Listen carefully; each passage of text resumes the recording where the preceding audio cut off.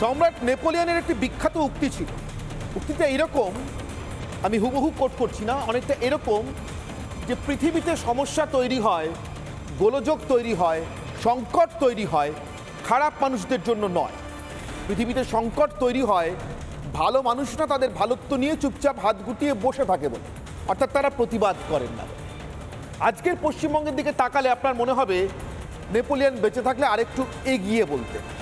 পৃথিবীতে জঙ্গি তৈরি হয় জঙ্গিদের জন্য নয়, জঙ্গি মতবাদের জন্য নয়।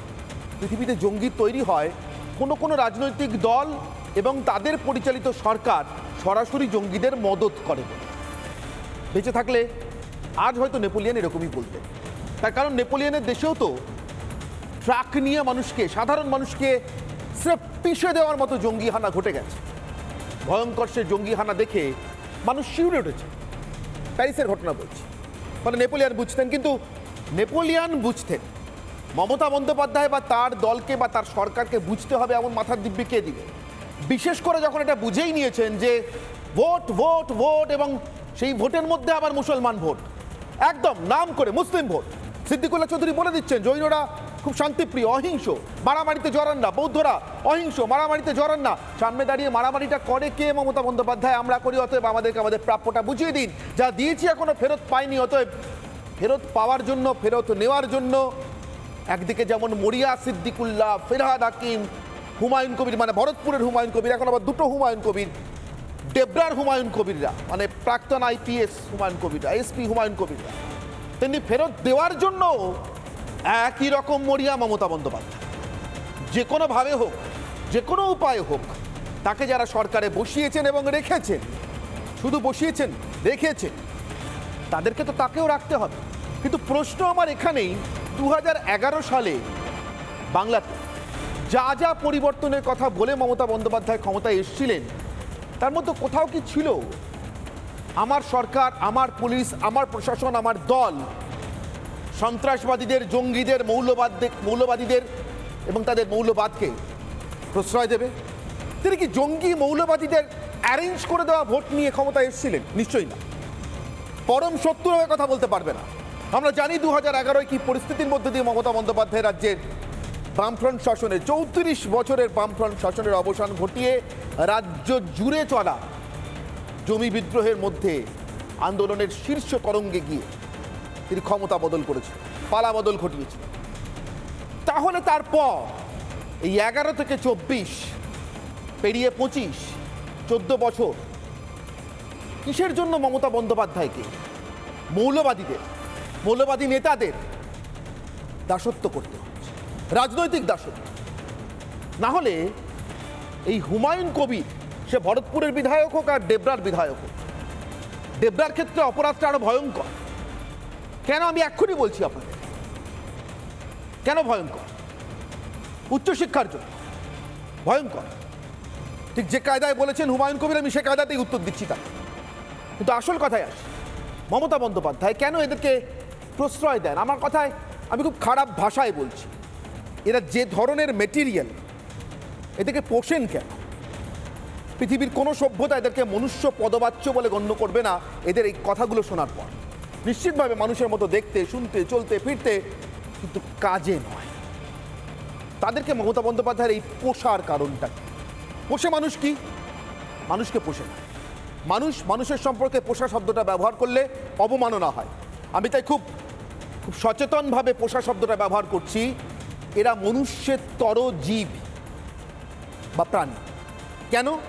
এরা মানুষের সমাজে থেকে নিরপরাধ মানুষকে, নিরীহ মানুষকে যারা ধর্মের নামে বিভক্ত করে, হিংস্র জঙ্গিপনা দেখিয়ে ধর্মের নামে, সম্প্রদায়ের নামে দেশ দখল করতে চায়, সন্ত্রাসবাদ চালায়, তাদেরকে এরা সমর্থন করে প্রকাশ্যে, সরাসরি। তাই এদেরকে আমি মনুষ্যের জীব বলছি। এদেরকে পুষতে হয়। মমতা এদের পোষেন কেন? এদের ভোট নিয়ে তো মমতা ক্ষমতায় আসেননি। হুমায়ুন কবির, প্রাক্তন এসপি, বিদ্যাবুদ্ধি যথেষ্ট, না হলে ওখানে পৌঁছানো যায় না। তিনি বলছেন তিনি খারিজি মাদ্রাসা চোখে দেখেন। আমি বলছি ভরতপুরের হুমায়ুন কবিরের থেকে এই প্রাক্তন এসপি ডেবরার বিধায়ক হুমায়ুন কবিরের পাপ আরো বেশি। কেন বলছি? সাধারণ উদাহরণ, মহাভারত থেকে বলছি। দুর্যোধন আর যুধিষ্ঠিরের কাছে 4টি বর্ণ, ব্রাহ্মণ, ক্ষত্রিয়, বৈশ্য এবং শূদ্র, 4টি বর্ণ থেকে 4 জন খুনের অপরাধীকে আনা হয়েছিল, আসামি। তাদের দণ্ড দিতে বলা হয়েছিল যৌবরাজত্বে অভিষেকের আগে, অর্থাৎ তারা যুবরাজ হবেন। কে যুবরাজ হবে? তখন সিংহাসনের দ্বন্দ্ব শুরু হয়ে গিয়েছে। ঠিক করা হলো বিদুরের পরামর্শে যে এইভাবে পরীক্ষা করা হবে কে রাজ্য চালাতে পারবেন, কার মধ্যে ন্যায় পরায়ণতা বেশি, কে রাজা হতে পারেন। দুর্যোধন 4 জনকে একসঙ্গে মৃত্যুদণ্ড দিলেন। যুধিষ্ঠির ব্রাহ্মণকে মৃত্যুদণ্ড, ক্ষত্রিয়কে যাবজ্জীবন, বৈশ্যকে আরেকটু কম সাজা, শূদ্রকে একদম কম সাজা দিলেন। যুক্তি কি ছিল? সব থেকে পিছিয়ে পড়া, সবার প্রান্তে আছে, সে যে অপরাধ ঘটিয়েছে তারপর সংশোধনের সব থেকে বেশি সুযোগ তার প্রাপ্য। ব্রাহ্মণকে মৃত্যুদণ্ডের যুক্তি কি ছিল? সব থেকে এগিয়ে থাকা, গোটা সমাজকে পথ দেখানোর কথা, সে খুন করেছে, অক্ষমনীয় অপরাধ, মৃত্যুদণ্ড। এবার আসুন হুমায়ুন কবিরের কথা। ভরতপুরে নিজে খারিজি মাদ্রাসার প্রেসিডেন্ট, পিছিয়ে আছেন, 30% কেটে ভাসিয়ে দিতে বলেন, চূড়ান্ত সাম্প্রদায়িক।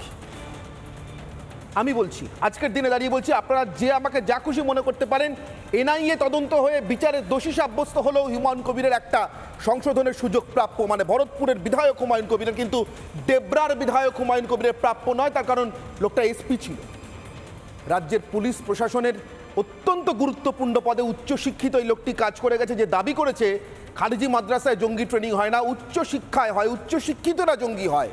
আমার প্রশ্ন, আপনাকে দেখে বুঝতে পারছি হুমায়ুন কবির আপনার কথায় কি অদংশ সত্যতা আছে। উচ্চশিক্ষিতরাই জঙ্গি হয়, আপনার মতো উচ্চশিক্ষিতরাই জঙ্গিদের সব থেকে বড় সমর্থক হয়। তাই ভরতপুরের হুমায়ুন কবিরের থেকে ডেবরার হুমায়ুন কবিরের পাপ বেশি। মমতা বন্দ্যোপাধ্যায় সে পাপের শাস্তি দেবেন না, এটাও ধরেই নেওয়া যায়, ঠিক যে কায়দায় গত 14 বছরে তিনি দেননি। কিন্তু আমার প্রশ্ন, রাজ্যের পুলিশ প্রশাসনের ভিতরে তাহলে এমন আরও অনেক পাপী ঢুকে আছে যাদের ওই যুধিষ্ঠির দুর্যোধনের আমলে ব্রাহ্মণের মতো সব থেকে এগিয়ে থাকা, সব থেকে আগে থাকা, সব থেকে বেশি সুযোগ প্রাপ্ত, সব থেকে বেশি ক্ষমতা প্রাপ্ত, তারাই জঙ্গিদের সবচেয়ে বড় ক্ষমতার উৎস এ রাজ্যে। রাজ্যটা কি এবার জঙ্গিস্তান হওয়ার পথে? আসবো আজকের বিতর্কে, তার আগে আজকের বিশেষ প্রতিবেদন।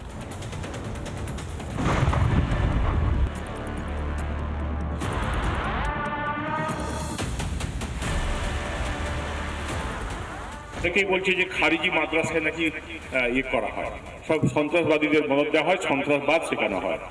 আমি তো খারিজি মাদ্রাসা দেখিনি। খারিজি মাদ্রাসায় একটা লোক বেরিয়েছে বলে খারিজি মাদ্রাসা খারাপ তা তো নয়।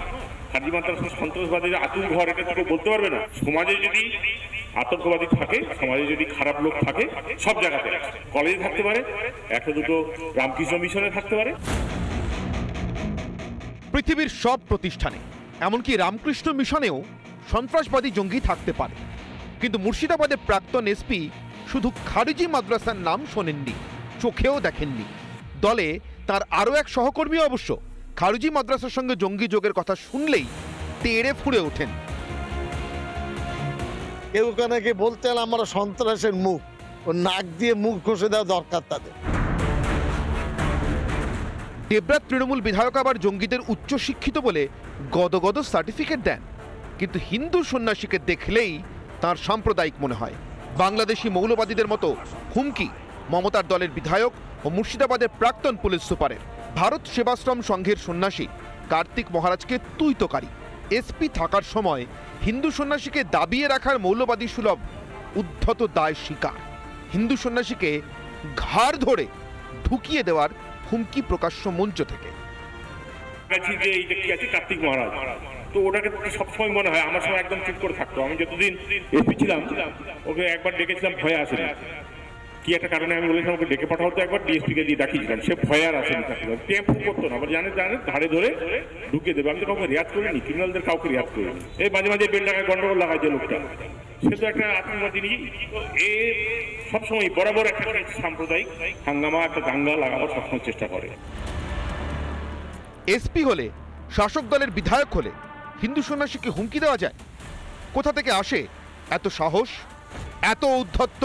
সাহস আসে যখন চোখের সামনে হিন্দুদের কেটে ভাসিয়ে দেওয়ার হুমকি দিয়েও বুক ফুলিয়ে ঘুরে বেড়ান আরেক হুমায়ুন।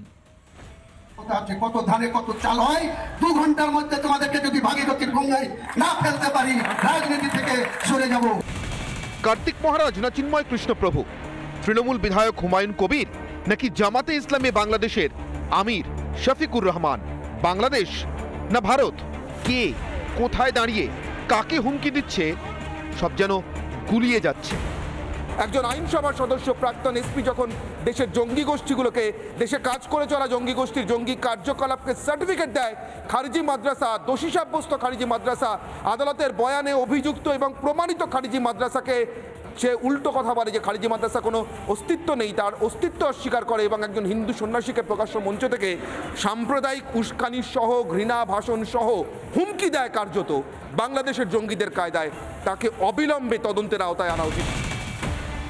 তাহলে কি বিরোধীদের অভিযোগ সত্যি?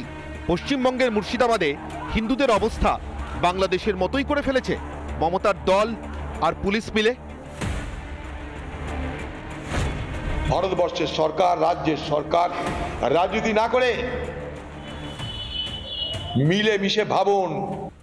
আগামী দিনে ওরা চাইবে এক্সটেন্ডেড বাংলাদেশ, তাতে মুর্শিদাবাদকে দাবি করবে, তারা মালদাকে দাবি করবে, মিলিয়ে নেবে। এগুলো আমার কথা। আগামী দিনে এরকম বলতে পারে যে মুর্শিদাবাদের 70% মুসলমান আওয়াজ উঠাচ্ছে, অতএব এটা এক্সটেন্ডেড বাংলাদেশ। ঠুনকো রাজনীতি করলে পশ্চিমবঙ্গ শেষ হয়ে যাবে, দেশ শেষ হয়ে যাবে।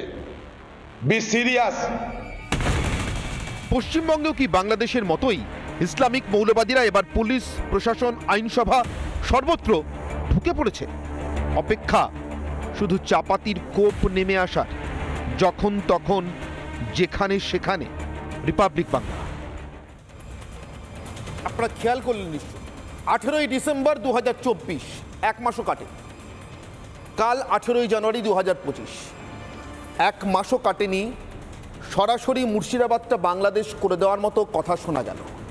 চিন্ময় কৃষ্ণপ্রভুকে ওদেশে যে কায়দায় হুঁশিয়ারি দেওয়া হয়েছে, যে কায়দায় জেলে ঢুকিয়ে দেওয়া হয়েছে, ঠিক সেই কায়দায় জেলে ঢুকিয়ে দেওয়ার কথা বলছে প্রাক্তন এসপি তৃণমূল বিধায়ক হুমায়ুন কবিররা।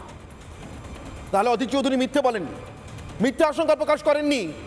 এক্সটেন্ডেড বাংলাদেশ, মুর্শিদাবাদকে ওরা বাংলাদেশের মধ্যে চাইবে বলার পরে 1 মাস কাটেনি। আজ 17ই জানুয়ারি 2025, বলেছিলেন 18ই ডিসেম্বর 2024। বিজেপির কারুর বক্তব্য শোনালাম না, শুধুমাত্র 5 বারের বহরমপুরের সাংসদ, 1 বার নবগ্রামের বিধায়ক অধীর রঞ্জন চৌধুরীর বক্তব্য শোনা, যার সংসদীয় জীবনটা তৃণমূল কংগ্রেসের এইসব জঙ্গি সমর্থক মৌলবাদী নেতাদের থেকে অনেক লম্বা, দীর্ঘ। নানা ধরনের কন্টেন্ট দেখার জন্য লাইক করুন, শেয়ার করুন আমাদের ফেসবুক পেজ, সাবস্ক্রাইব করুন আমাদের ইউটিউব চ্যানেল। পাশাপাশি অন্যান্য ব্রেকিং নিউজের জন্য অবশ্যই চোখ রাখুন রিপাবলিক বাংলায়।